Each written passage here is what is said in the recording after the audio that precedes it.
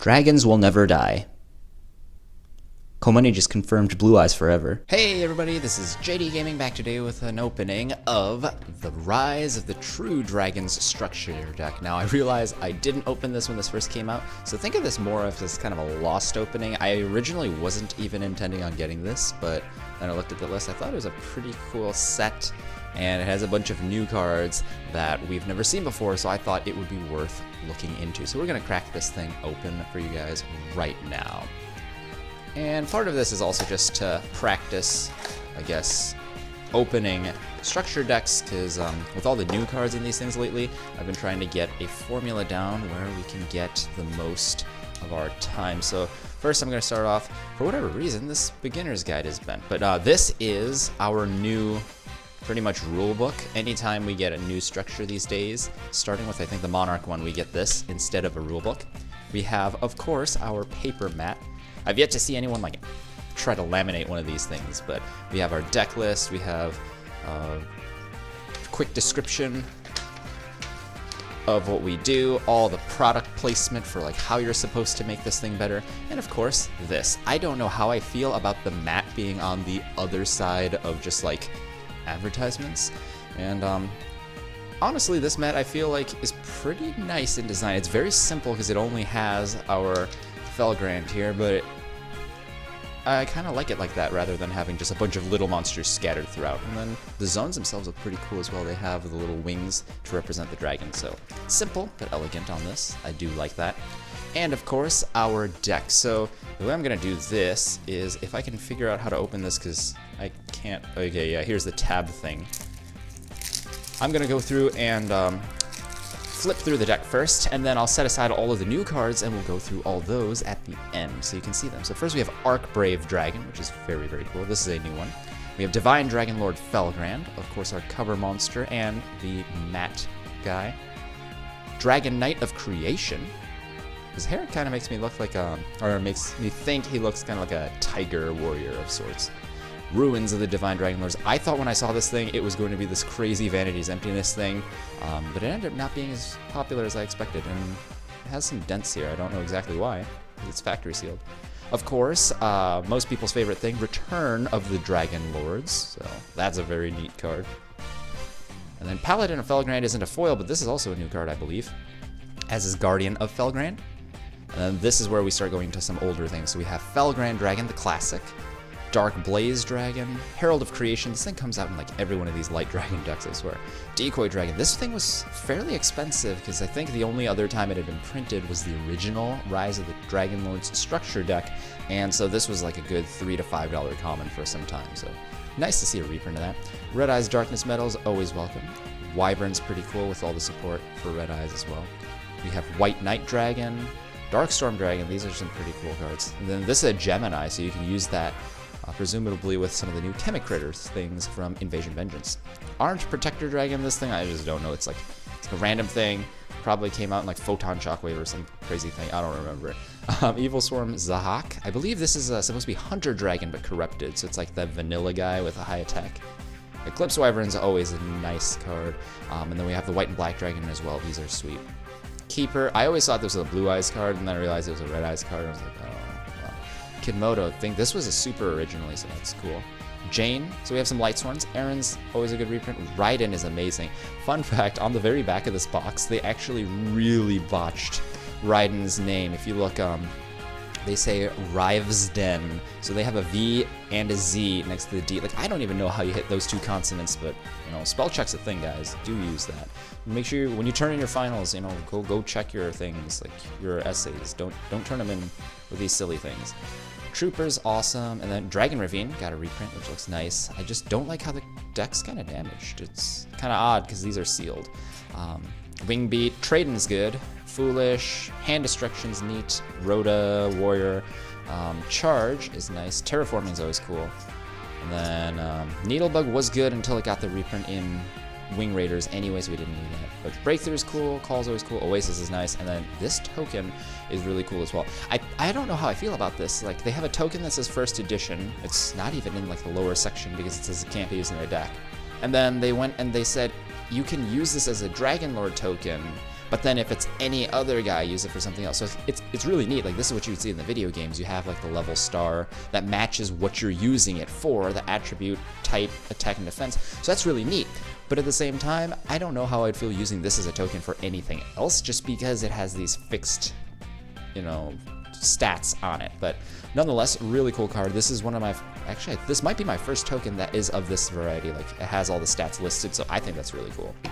And so that's the deck, but we're going to go ahead and we'll go through and flip through all of these new cards in reverse order. So Guardian of Felgrand is a brand new level 4 warrior monster, 500 attack and defense, so it's kind of low, but it says if this card is normal or special, you can equip a level 7 or 8 dragon monster from your hand or graveyard to this card and have it gain attack and defense equal to half of the equipped monster's attack and defense. You can tribute one monster along with this card, then target one level 7 or 8 dragon in your graveyard and special summon it. So this is an interesting card. You can use this to get your big dragons from your hand to the grave to power this guy up and make him a sizable attacker. But then on top of that, you can basically use him to turn any of your guys on board into a dragon of your choice. So interesting choice in design. Paladin of Felgrand, I believe this got like a super rare print in the new OTS pack. I'm not exactly sure. I think I got a reprint though. 1700 attack level 4 with 300 defense. It's a warrior. It says if this is normal or special, you can do the same thing. Equip a dragon from your hand or deck to this card. Was the other one from, yeah, other one was hand or grave. This is hand or deck, so that's even more powerful because it has a search function. And then it's unaffected by other monsters' effects while equipped to any equipped card. And then you could tribute this monster in one card, or tribute one monster along with this card to target a high-level dragon in your grave and special. It's a very similar parallels, but the main difference is Guardian of Felgrand will retrieve an equipped dragon from the grave, whereas Paladin will go and just search one straight from your deck, and that's very neat. And then Return of the Dragon Lords, of course, our gospel here. This is the thing that lets you go and Monster Reborn one of your high-level dragons, and then protect one from being destroyed. So very, very cool card. Probably the main reason to get this deck, even now, is going to be Return of the Dragon Lords. Then we have Ruins of the Divine Dragon Lords, excuse me. Continue a spell that reads, if a monster or monsters is special summoned except from the graveyard while you control a high-level dragon, that face-up special summon monster has its effects negated until the end of the turn, even if this card leaves the field. So it becomes a lose one turn. Very nice. And then once per turn, you can send one other face-up card you control to the graveyard to special summon a Dragon Lord token, which of course we have over here. So I'll bring that guy back out for reference. And it says all the stats there. If this is in your grave, you can send a high-level dragon from your hand or face-up from your field to the graveyard to add this card to your hand. So I guess this was supposed to be a constant lose one turn. So I still think this thing has potential. I just don't know why it's seeing absolutely no control. Probably because it's not the type of thing that you would want in a Blue Eyes deck, let's say right now, because you have all your aggression, you have access to cards like Hope Harbinger and the actual Felgrand Knight. So it's like, I guess it is a bit weird. It's a bit awkward to run a spell card to try to do that. But in the future, I could see this thing having some potential. I don't think it's something we have to completely just say, oh, it's trash. It may not be great right now, but we'll see. Dragon Knight of Creation. This is an 18600 monster, level 4 dragon type, which is interesting. It says increase this card's level by 4 during your opponent's turn early, so it becomes 8. And then it says if this card destroys an opponent's monster by battle and sends it to the grave, you can send a high-level dragon from your deck to the grave. You could send one card from your hand to the grave to target a level 7 or 8 dragon in your graveyard. Send this to the graveyard, and if you do, revive that monster, but you can only use this effect once per turn. So good mix of revival, changes his level to a high level, so you can use him for all these other effects, I guess. Interesting choice for an super rare. I thought it was an ultra. It's a super. And then we have our two ultras. So we have Divine Dragon Lord Felgrand here. If this is special summoned from the graveyard, you can target a monster your opponent controls or in their graveyard and banish it. And if you do, it gains attack and defense equal to the banished monster's original level or rank times 100. So since this already starts at 28, any boost is welcome. It'll get over pretty much anything in battle. And if this card destroys an opponent's monster by battle, you can target one high-level monster, high-level dragon in your grave, except another Felgrand, and special summon that to your field. So that'll help you make like weird Xyz plays, just continue pushing for damage. Very, very powerful card here.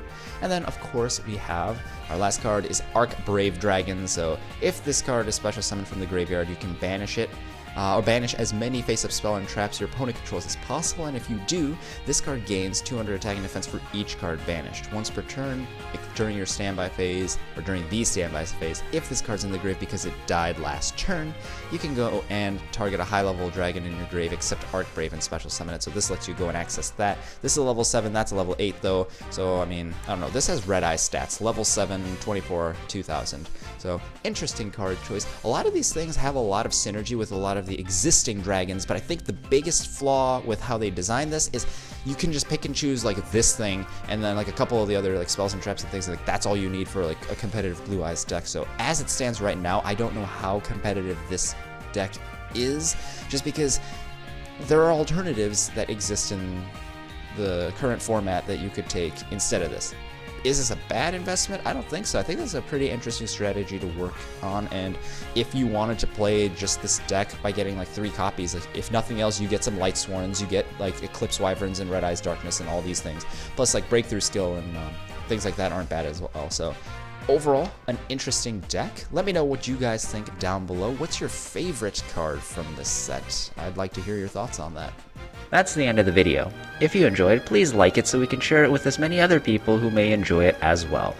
If you want to see more of this series, you can click the annotation you see on the right, or if you just want to see the last video I did, click the annotation on the left.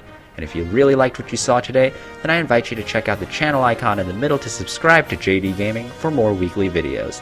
Thanks guys, this is JD Gaming, hope you guys enjoyed, and I'll see you guys next time.